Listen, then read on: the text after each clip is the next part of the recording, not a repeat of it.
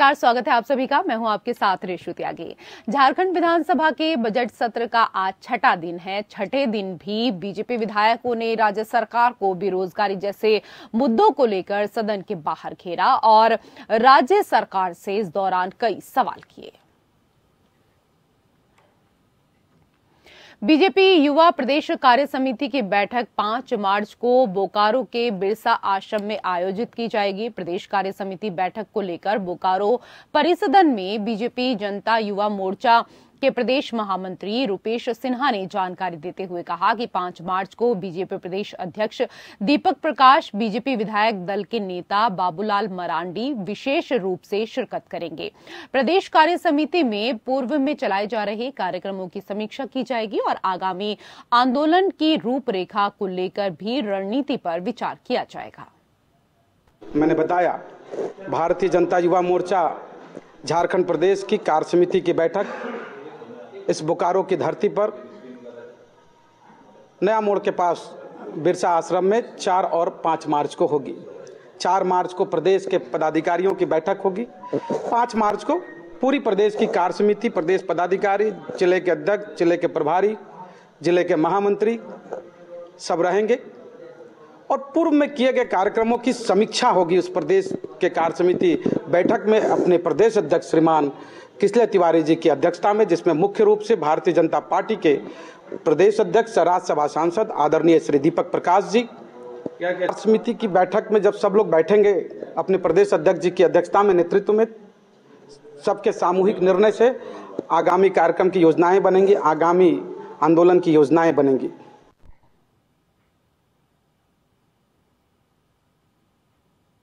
और उधर बोकारो स्टील से रिटायर हुए कर्मियों को स्वास्थ्य सुविधा देने के उद्देश्य से सेल प्रबंधन ने MD India health insurance TPA private limited को हेल्थ इंश्योरेंस की जिम्मेदारी दी है, लेकिन इलाज के बाद रजिस्टर्ड अस्पताल को इलाज की राशि का भुगतान एमडी इंडिया के द्वारा नहीं किए जाने के कारण कर्मियों से अस्पताल प्रबंधन के द्वारा राशि की मांग की जा रही है।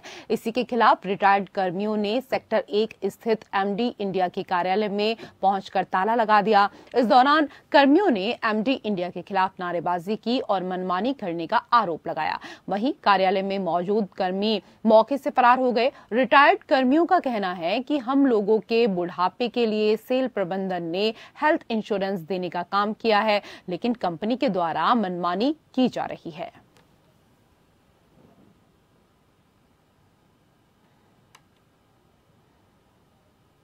मेरे मम्मी माताजी एडमिट है शिवम हॉस्पिटल में, तो उनका पैर में फ्रैक्चर था और अभी जो है रिलीज नहीं सर करवा पा रहे हैं, ये लोग अप्रूवल दे नहीं रहे हैं। तो मेडिक्लेम हम लोग करवाए हैं और हमें अप्रूवल देगा नहीं। अभी शिवम हॉस्पिटल से बोल रहे हैं कि आप पैसा जमा कीजिए, तो उतना पैसा सर हम लोग कैसे जमा करेंगे। उधर झारखंड हाईकोर्ट ने कांग्रेस विधायक इरफान अंसारी की कैश कांड मामले में दर्ज हुई एफआईआर को निरस्त कर दिया है। वहीं एफआईआर निरस्त होने पर सदन में कांग्रेस विधायक इरफान अंसारी बेहद खुश नजर आए। उन्होंने बताया कि आज कैश कांड मामले में कांग्रेस के तीनों विधायकों को नया जीवन मिला है। अब इस मामले की सुनवाई झारखंड हाईकोर्ट में होगी। इस मांग को लेकर दायर याचिका भी स्वीकार कर ली गई है।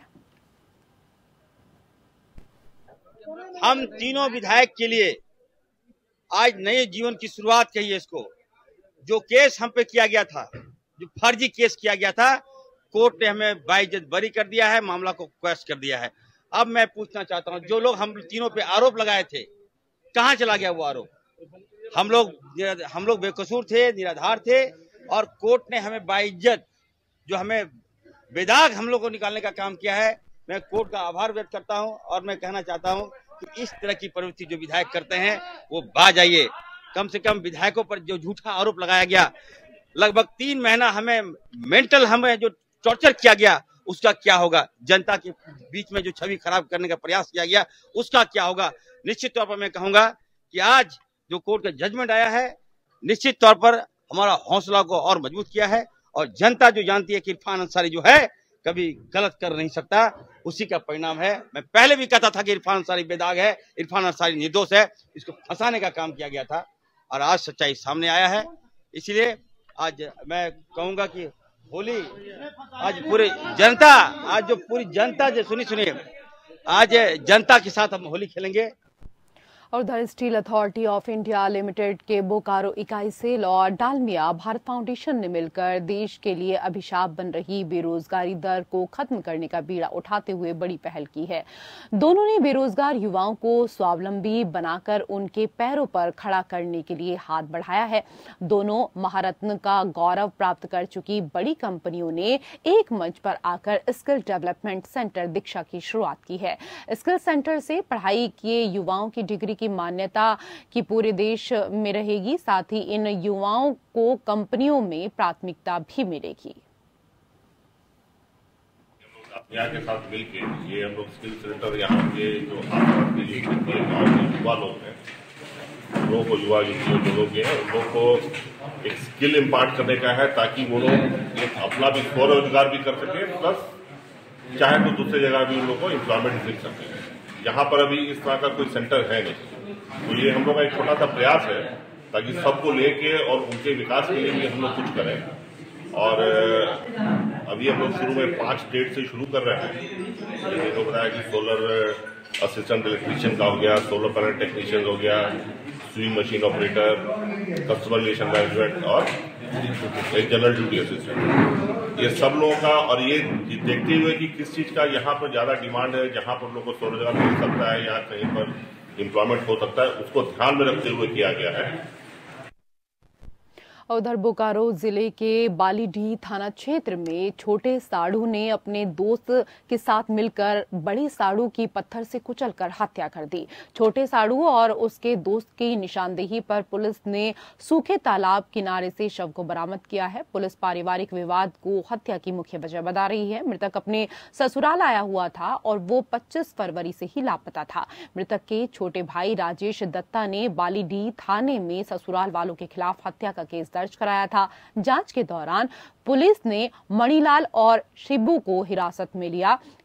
काफी पूछताछ करने के बाद दोनों ने हत्या की बात कबूल कर ली है।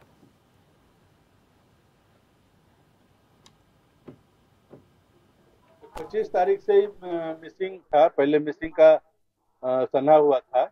उसके 2-3 दिन बाद फिर जो मृतक का बॉडी मिला है, उसके भाई राजेश दत्ता आकर लिखित कंप्लेन किए थे कि उनके ससुराल के लोग, उनके रिश्तेदार के द्वारा उन्हें गायब कर दिया गया या उनकी हत्या कर दी गई है।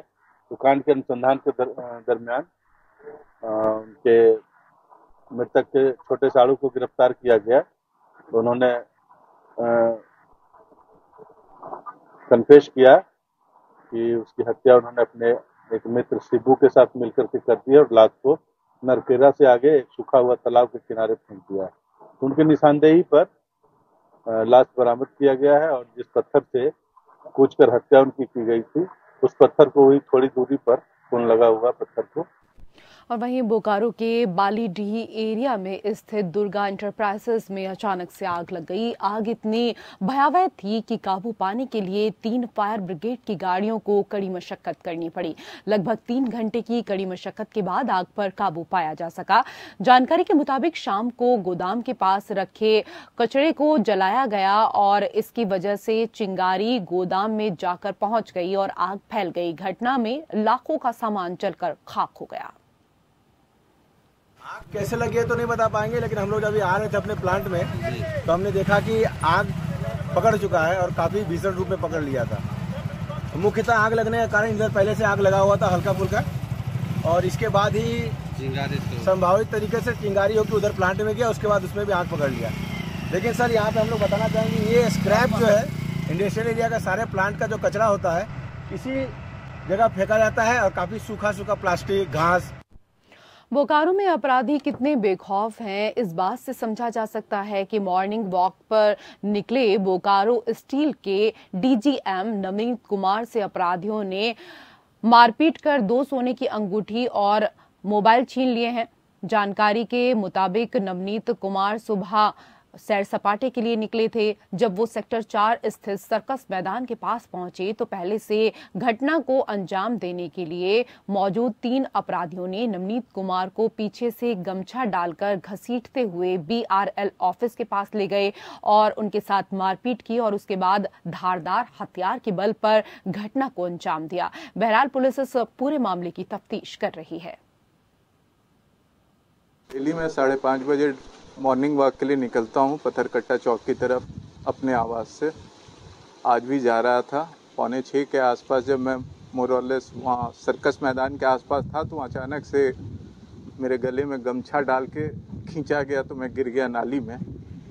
और उसके बाद दूसरा एक और आदमी बड़ा सा चाकू निकाल के मतलब गले के पास लगा दिया। फिर ये दोनों मुझे खींचते हुए कोने में ले गए, जो एक्सचेंज और SRU के पीछे का कोना है, वहाँ ले जाके वो लोग मुझे पूरा चेकिंग किए तो फिर 2 अंगूठी उनको मिली, वो दोनों अंगूठी निकाल लिए। फिर मोबाइल खोजने लगे, फिर मोबाइल पॉकेट में नहीं देख के वो लोग जहाँ हम नाली में गिरे थे वहाँ एक आदमी चाकू लेके मेरे पे खड़ा रहा, दूसरा जाके वहाँ से मोबाइल लेके आया। उसके बाद मुझे बोला गया कि इसमें से सिम निकाल लो, तो मैंने कहा कि ये बगैर पिन के नहीं निकलने वाला है, लेटेस्ट वाला मोबाइल है जिसमें पिन लगाने पे ही सिम ट्रे निकलता है। तो गाली देते हुए और मुझे पीछे से ढोल जमाते हुए कि भागो यहाँ से। वहीं बोकारो में चैम्बर ऑफ कॉमर्स की पहल पर जैन मिलन केंद्र सेक्टर 2 में हलाल सर्टिफिकेशन भारत विरोधी षड्यंत्र विषय पर परिचर्चा आयोजित की गई। हिंदू जनजागृति समिति के राष्ट्रीय प्रवक्ता रमेश शिंदे ने कहा कि भारत सरकार का आधिकारिक संगठन FSSAI FDA एगमार्क आदि उत्पादों का प्रमाणीकरण करता है। इसके बावजूद भारत में उत्पादित वस्तुओं को हलाल सर्टिफिकेट दिया जा रहा है। उन्होंने मुस्लिम संगठनों पर सवाल खड़े करते हुए कहा कि जमीयत उलेमाए हिंद जैसे संगठन विभिन्न उत्पादों पर हलाल प्रमाण पत्र बांट रहे हैं और इसके लिए हिंदू कारोबारियों को भी मजबूर किया जा रहा है। 2013 में यह प्रमाण पत्र देना शुरू किया गया था। इसके लिए प्रत्येक उत्पाद पर हर वर्ष 60,000 रुपए देने पड़ते हैं। प्रमाण पत्र के जरिए 9 वर्ष में हलाल अर्थव्यवस्था $2 ट्रिलियन हो गई है, जबकि देश की अर्थव्यवस्था $3.11 ट्रिलियन है। हलाल सर्टिफिकेट पर बैन लगना चाहिए, यह देश के लिए घातक है। रमेश शिंदे ने कहा कि हलाल प्रमाण पत्र के माध्यम से हो रही आय से आतंकवादियों को फंडिंग की जा रही है। एक बहुत बड़ा षड्यंत्र चल रहा है। ये षड्यंत्र इस प्रकार से है कि भारत में जो भारत सरकार द्वारा एक वेजिटेरियन करके जो ग्रीन डॉट दिया जाता है, उस पदार्थों को भी ये मुसलमान लोग जो है वो हमें हलाल चाहिए ऐसी डिमांड करते हैं। और उसके कारण आज भारत में जमीयत उलेमा हिंद जो है वो ये हलाल सर्टिफिकेशन दे रहा है। उसको एक प्रोडक्ट के लिए 1 साल के लिए 60,000 रुपये वो चार्ज करता है।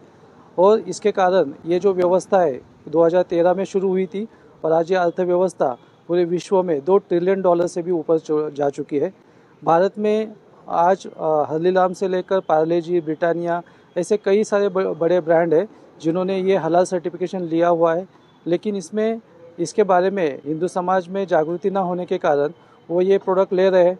जमायत उलेमा हिंद जो है वो आज भारत में 700 से भी ज़्यादा टेररिस्ट के केसेस लड़ रहा है।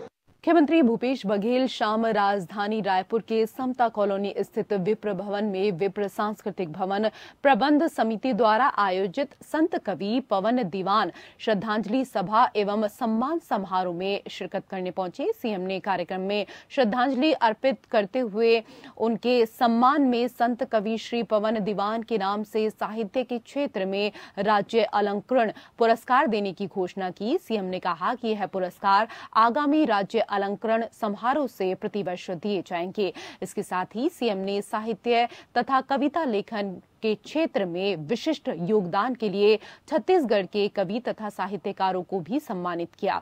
इस बीच मुख्यमंत्री ने कहा कि छत्तीसगढ़ में वर्तमान सरकार की जितनी भी योजनाएं हैं वो हमारे पुरखों के छत्तीसगढ़ के लिए देखे गए सपनों को पूरा कर रही हैं। आज विकास के क्षेत्र में छत्तीसगढ़ का डंका देश और दुनिया में बज रहा है।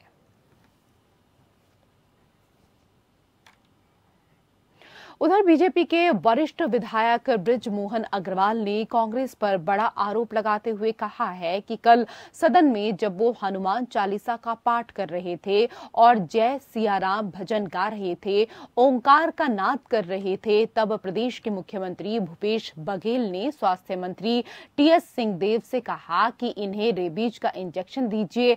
इस पर स्वास्थ्य मंत्री ने कहा, हाँ मैं बुला लेता हूं।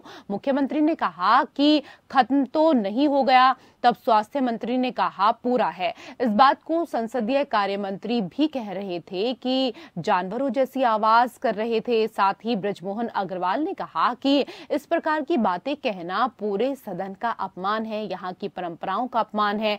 मामले पर विधानसभा अध्यक्ष संज्ञान लेकर मुख्यमंत्री, स्वास्थ्य मंत्री और संसदीय कार्य मंत्री के खिलाफ विशेषाधिकार हनन के तहत कार्रवाई करें। कल जब हम सदन में हनुमान चालीसा पढ़ रहे थे, श्री राम जय राम गा रहे थे, ओंकार का नाद कर रहे थे, तब माननीय मुख्यमंत्री जी ने स्वास्थ्य मंत्री जी को कहा कि इनके लिए रेबीज के इंजेक्शन बुलवा लीजिए और स्वास्थ्य मंत्री जी ने कहा हाँ मैं बुला लेता हूँ। मुख्यमंत्री जी ने कहा कि कोई खत्म तो नहीं हो गया, उन्होंने कहा हाँ है। और उसी बात को संसदीय कार्य मंत्री जी ने यहाँ पर आकर कहा कि जानवरों जैसी बात कर रहे थे, तो इस सदन में जो उन्होंने हमारे लिए कहा है, अगर उनके लिए भी उसकी आवश्यकता है, अगर वो भी वही है तो हम उनके साथी हैं। और इस प्रकार की बात करना पूरे सदन का अपमान है, संसदीय परंपराओं का अपमान है। हम तो आसंदी को धन्यवाद देंगे कि उन्होंने उसको विलोपित किया है, वो तो सदन की कार्यवाही में ही नहीं आना चाहिए था।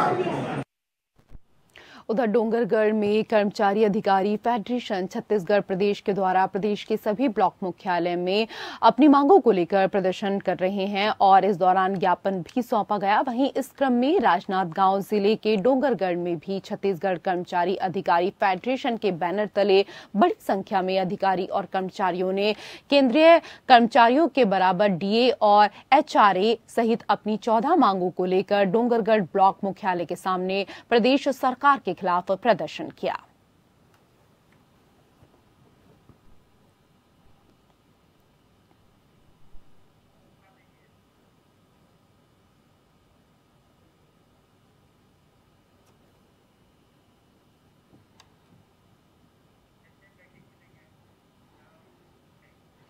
और उधर नक्सलियों ने छत्तीसगढ़ महाराष्ट्र सीमावर्ती क्षेत्र के आलिंगा इलाके में एक पोकलेन, एक ट्रैक्टर, एक अजाकस मशीन में आग लगा दी है। सूरजगढ़ आलिंगा परसाल गोंडी मार्ग पर पुल का निर्माण कार्य चल रहा था। इसी दौरान नक्सलियों ने हमला कर दिया है। एक हफ्ते के अंदर नक्सली आगजनी की दूसरी घटना को अंजाम दे चुके हैं। इस घटना के बाद से स्थानीय लोगों में दहशत का माहौल है।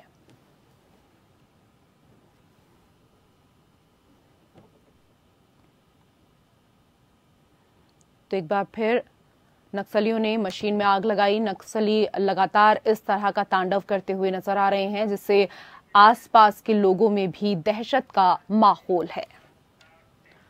और अब कोरिया के लोगों को होली के लिए केमिकल युक्त रंगों से मिलेगा छुटकारा और लोग हर्बल गुलाल से होली का जश्न मना पाएंगे। पालक, लाल भाजी, हल्दी, पलाश के फूलों से कोरिया के समूह की महिलाएं केमिकल मुक्त गुलाल बना रही हैं। जिले की 5 ब्लॉक में स्वयं सहायता समूह की महिलाएं तैयारियों में जुट गई हैं। बीते वर्ष भी महिलाओं को हर्बल गुलाल से अच्छी आमदनी प्राप्त हुई। केमिकल युक्त रंग गुलाल से त्वचा और स्वास्थ्य संबंधी समस्याएं होती हैं। हर्बल गुलाल के प्राकृतिक रंगों के माध्यम से साइड इफेक्ट से भी छुटकारा मिलेगा। महिलाओं ने अब तक लगभग 105 किलोग्राम गुलाल तैयार किया है। जिले में विभिन्न स्थानों पर स्टॉल लगाकर गुलाल बेचने की तैयारी की जा रही है।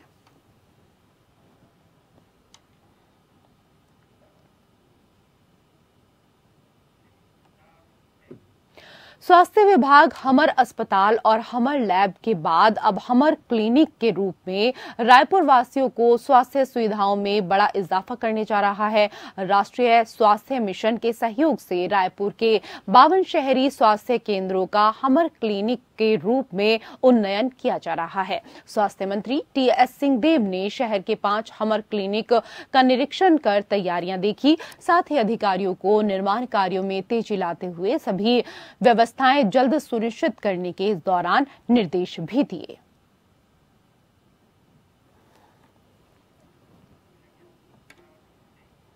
और उधर सलामी बल्लेबाज और भारतीय क्रिकेट टीम के सुपरस्टार क्रिकेट खिलाड़ी विराट कोहली ने अपनी पत्नी और फिल्म अभिनेत्री अनुष्का शर्मा के साथ बाबा महाकाल के दर्शन किए।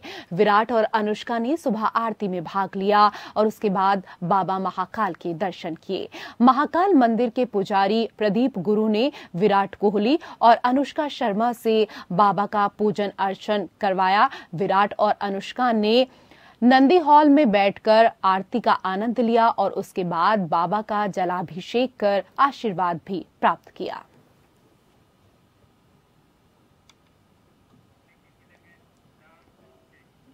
खबरों में आगे बढ़ेंगे। बीएड परीक्षा में फर्जी सॉल्वर मामले में एक और आरोपी को गिरफ्तार किया गया है।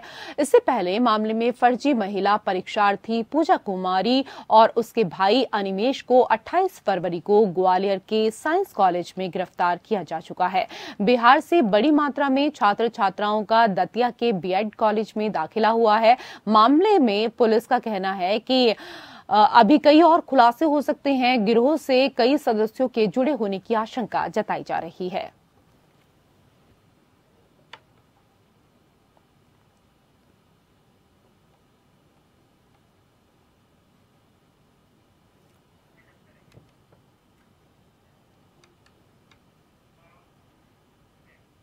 फिलहाल इस बुलेटिन में मेरे साथ इतना ही। नमस्कार।